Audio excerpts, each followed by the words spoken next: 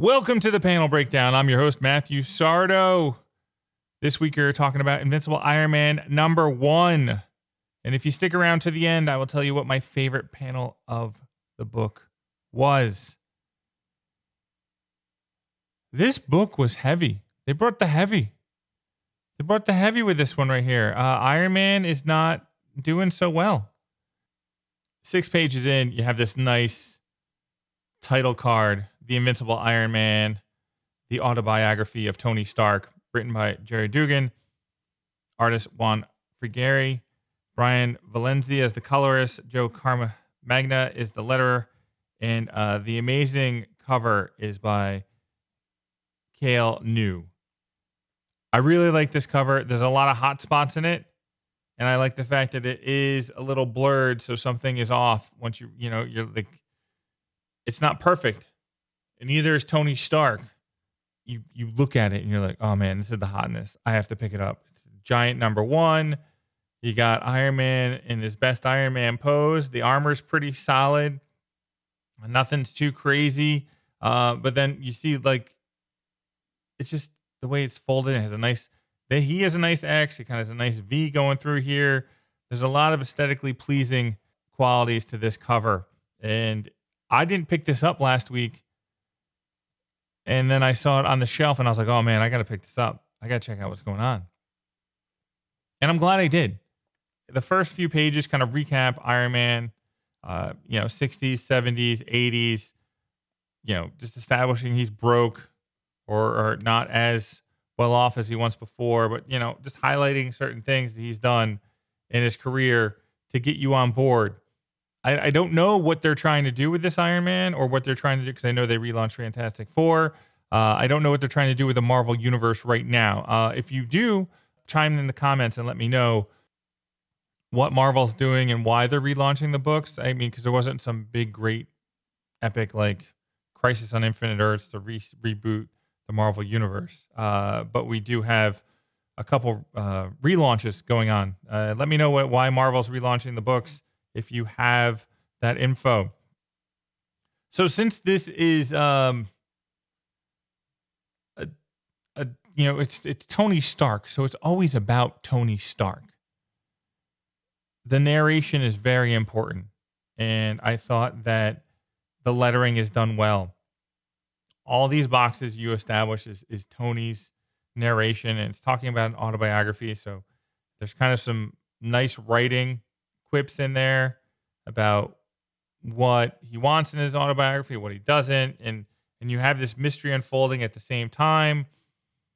And this is all a combination of lettering, story, artwork, working together to tell a story, and that's what they do well in this book.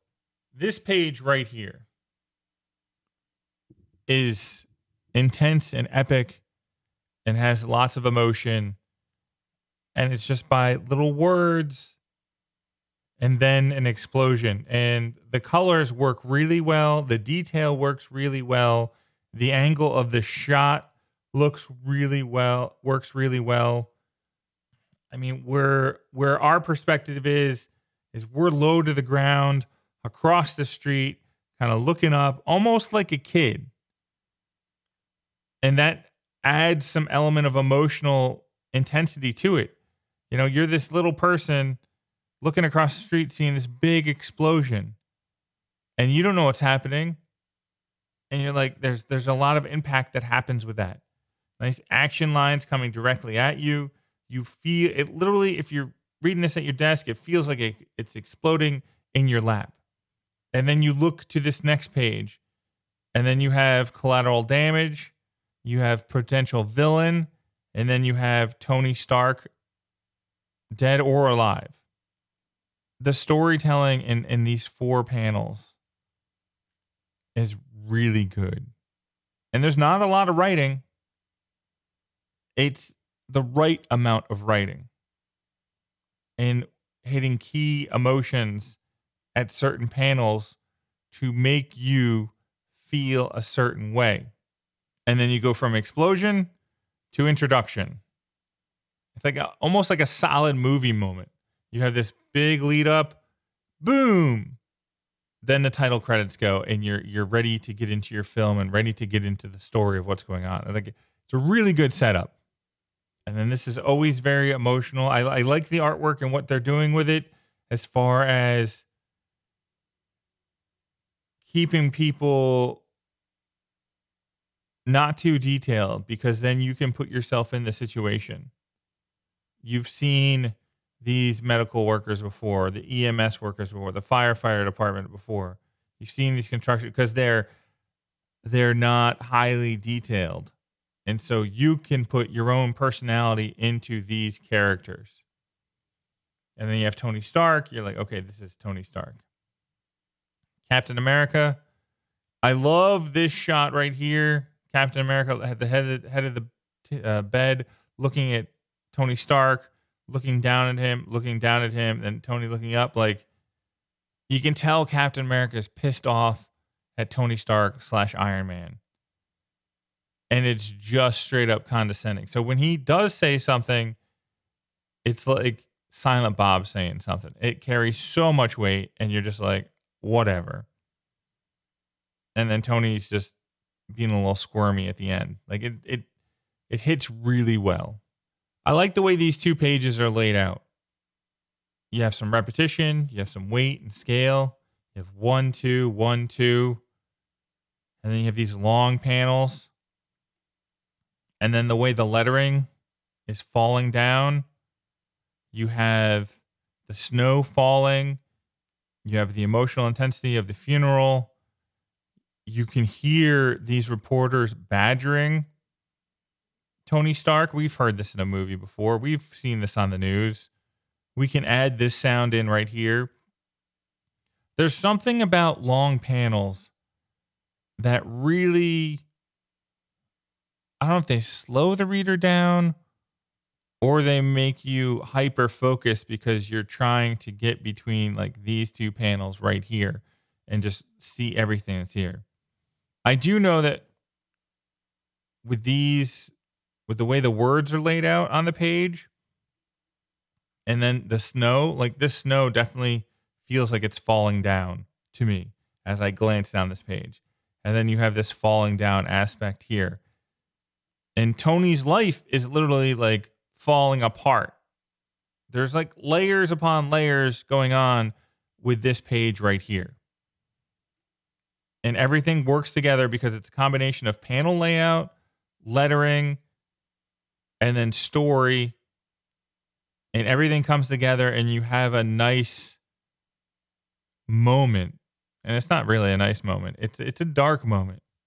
You can feel the pressure getting on Tony's shoulders, and you can feel the weight of the world, and you can feel that he's about to like break.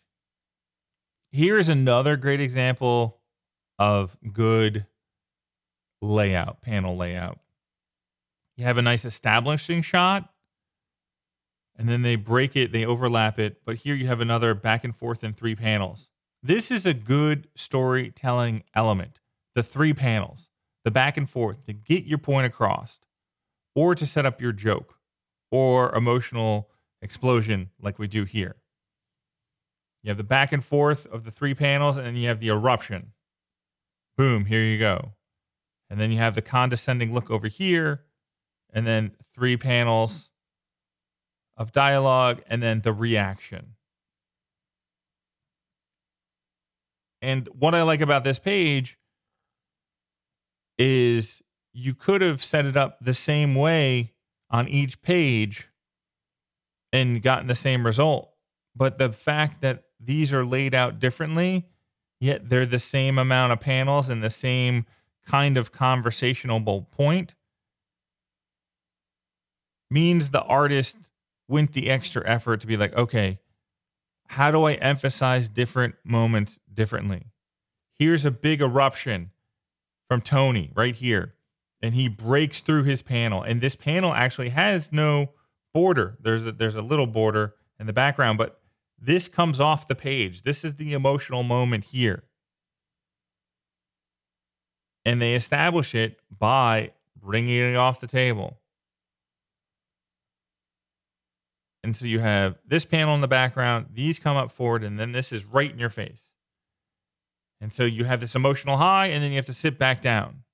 And you have a nice picture of She-Hulk sitting down, and everybody's like kind of in the moment.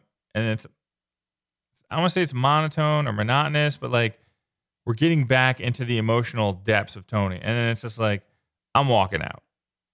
So to look at this panel structure here, it's a good example of storytelling. I think this page right here is what we're always expecting with Tony. We've seen this transformation before where he's got his arms and legs out and he transforms from there. So it's a good establishing shot. It's a nice Iron Man shot. It's something that Iron Man always does. And it just feels like an Iron Man book when he does it. You're like, okay, here we go. But also, it's very generic. And I want to know if that's why they set it up here for the story. Because this is a very generic, come together, Voltron formation, Tony Stark, Iron Man. Here we go. We're launching out, ready to go for battle. And the colors kind of change here. It gets very bright in the city. And then you have these big sound effects. And it almost gets a little cartoony over here. And I want to know from the artist and the letterer and the colorist and the writer, was that something they were going for? Because there is a huge punchline at the end where it's very cartoony, very average, very typical Iron Man action going on here. And the back and forth and bright colors and like, oh, what's going on? Splat. Like there's a lot of things that we've seen before in different Iron Man comics, movies, and cartoons. Triumphant hero, boom. And then there's like a big reveal. You got this pinks and the blues and everything right there. This looks very cartoony. And it's like, oh God, boss, call the EMS. And I'm not going to ruin the ending of the book for you, but I want to know what you think. Were they using these bright colors, this cartoony aspect to send you in a different direction or send the story in a different direction? You're like, oh, here we are, Iron Man blah. And then they take a dark twist at the end. And you're like, oh man. Because it was dark leading up, then it got bright, now we're back to dark. What do you think? Do you think that everybody was trying to like manipulate you through colors? Or do you think that this was just supposed to be a big fun action scene? Comment below. If you've made it this far, you deserve to find out what my favorite panel in the book is. And it's right at the beginning. This picture right here where Tony's talking about his haircuts. And I think why I like it, it's referencing past Iron Mans, but it's also realizing that things were pretty crazy back then. I like the callback. I don't need too many callbacks, but I like that this specific one was like, hey, look at how crazy we were drawing ourselves back then with the hair and the outfits. You got a little Miami Vice action going on here. You got Tony Stark's mullet. Like, there was so much good stuff. And then this Iron Man armor was pretty iconic when it came out in the late 80s, early 90s. This was an interesting recap of Tony's life because they've established all the highs and all the lows and then all the little weird things that made Iron Man special throughout Marvel Comics. The more that I think about this book, the more I enjoy the book. The more I think about the influences of the colors and the letter work, the more I appreciate the attention to detail and the several storytelling elements that brought in extra emotion There was a lot of work put into this book. And I feel like they were very thoughtful. Let me know if you've read Invincible Iron Man #1. Let me know if you would recommend it to a friend, what you thought of the artwork, what you thought of the color palettes that were used in this. And I'm glad you came along for the ride for the panel breakdown, because you guys make this channel happen. If you're new to the channel, like and subscribe. Check out our previous videos and definitely comment with what you're reading and what I should be checking out. And I will talk to you next week.